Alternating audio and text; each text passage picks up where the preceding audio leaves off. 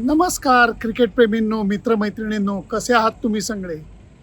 भारतामध्ये कसोटी सामना चालू आहे. जूनचा महिना आहे. 35-38 डिग्रीचं टेम्परेचर आहे. फ्लॅट विकेट आहे. फलंदाजांचं राज्य आहे. परंतु दुसऱ्या दिवशीच्या खेळाचं वर्णन करत असताना दोन बॉलर्स हिरो झालेत. पहिला होता मोहम्मद सलीम, अफगाणिस्तानचा फास्ट बॉलर, आणि दुसरा भारताचा पदार्पण करणारा मानव सुतार.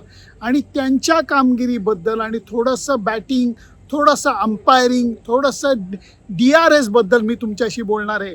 अजिबात कुठे जाऊ नका, बघत राहा तुमचा आवडता कार्यक्रम सुनंदन लेले क्रिकेट अँड बियॉन्ड. इतकी भयानक गरमी आहे, म्हणजे रस्त्यावर जाणवते, त्याच्यापेक्षा मैदानामध्ये 2 डिग्रीनी टेम्परेचर जास्त असतं. कारण सिमेंटचं स्टेडियम असतं आणि त्याच्यामध्ये अक्षरशः मॅच खेळवली जाते. लांबनं मैदान हिरवंगार जरी दिसत असलं तरी आजकाल बहुतांशी मैदानाची खालची माती नसते तर रेती असते. या सगळ्याच्या परिणामाने 2 डिग्री टेम्परेचर मैदानामधलं जास्त असतं. अशा परिस्थितीमध्ये जेव्हा बॉलर चांगली कामगिरी करतात तेव्हा त्यांना अक्षरशः सॅल्यूट ठोका असं वाटतो.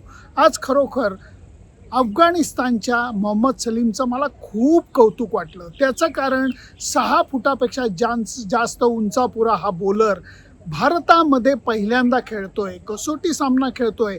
समोर तगडे बॅट्समन आहेत, शुभमन गिल, रिषभ पंत हे आज खेळत होते. नंतर ध्रुव जुरेल आलेला होता, वॉशिंग्टन सुंदर होता. हे सगळे असताना सुद्धा त्यांनी एका बाजूनी काय कन्सिस्टंटली बॉलिंग केली आहे.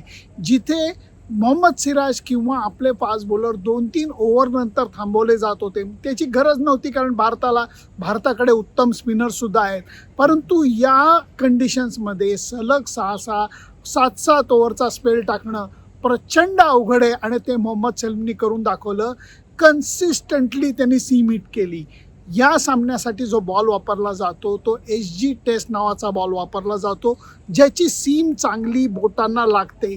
तुम्ही जर का त्या सीमवरती कन्सिस्टंटली बॉल टाकू शकला तरच तुम्हाला थोडीशी मदत होते, अशी स्वतः वॉशिंग्टन सुंदरनी मोहम्मद सलीमचं कौतुक करताना म्हणलं आणि या पठ्ठ्याने तेच करून दाखवलं.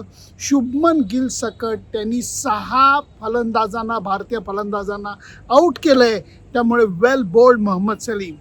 भारताच्या बॅटिंगमध्ये कमतरता नव्हतीच आणि भारतीय संघ मोठा स्कोर उभारणार हे अगदीच उघड होतं. 550चा पुढचा टप्पा भारतीय संघाने अगदी सहजी पार केला आणि ह्याच्यामध्ये खरंच एक वेगळा रिषभ पंत बघायला मिळाला. कारण त्याला आत्ता मिरची लागली आहे. सुनंदन लेले स्टाईलमध्ये सांगतो, मिरची लागली आहे.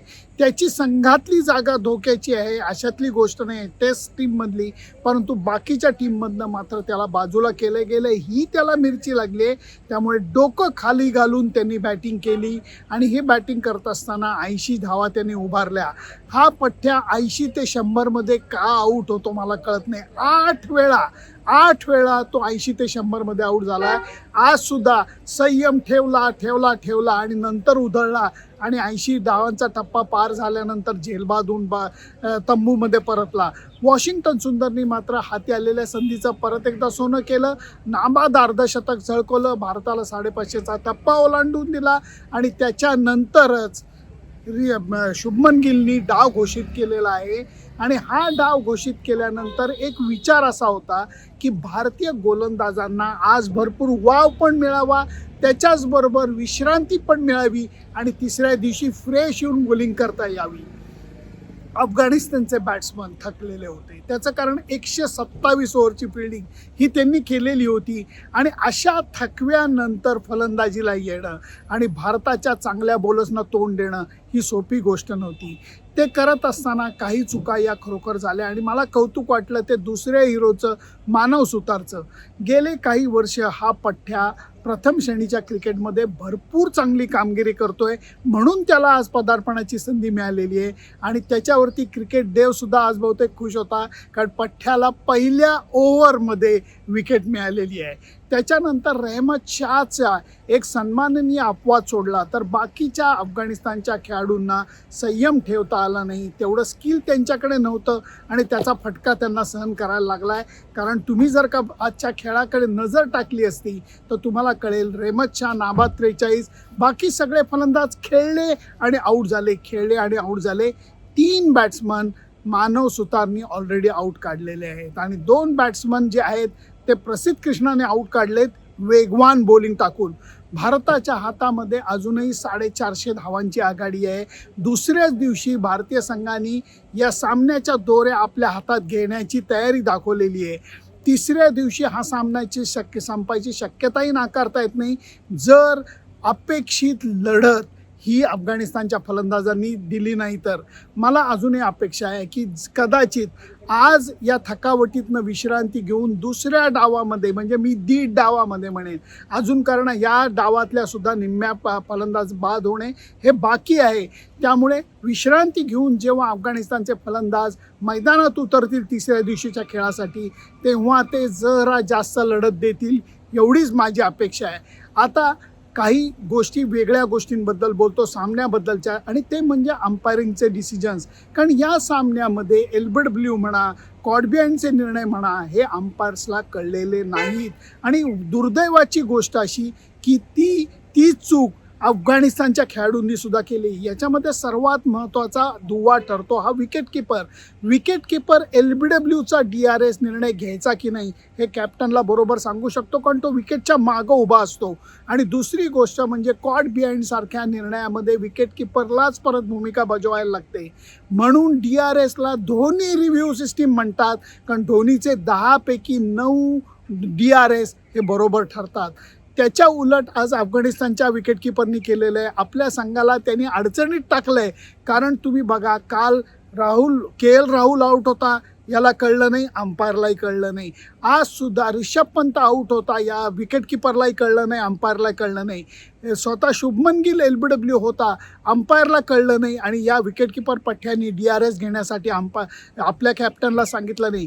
अनुभवाची कमतरता आहे, पण ऑब्झर्वेशनची सुद्धा कमतरता आहे, हे लक्षात घेतलं पाहिजे.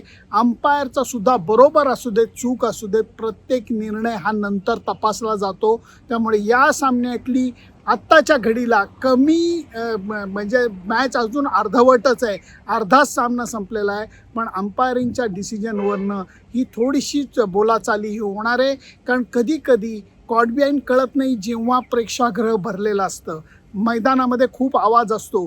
ती तर गोष्ट इथं नाही आहे, परंतु अंपायरला ही गोष्ट कळलेली नाही आहे. ही गोष्ट दुर्दैवाची मानायला लागेल आणि त्याचा फटका जो आहे तो अफगाणिस्तान संघाला बसलेला आहे. ह्याच्यातनं अफगाणिस्तान संघ काय शिकणार, विकेटकीपरला या गोष्टी कशा शिकवणार हे बघायला खूप मजा येणार आहे. त्यामुळे दुसऱ्या दिवशीचा खेळ संपत असताना दोऱ्या भारतीय संघाच्या हाती आहेत. बॅट्समन नाही तर बॉलरनी आज कमाल करून दाखवली आहे. मोहम्मद सलीम आणि मानव सुतारच्या कामगिरीचं कौतुक करायला लागेल. तुम्हाला काय वाटतं याच्याबद्दल मला नक्की सांगा. फक्त त्याच्याकरता माझं फेसबुक पेज, इंस्टाग्राम अकाउंट आणि यूट्यूब चॅनल लाईक, शेअर आणि सबस्क्राईब करायला विसरू नका. Bye bye.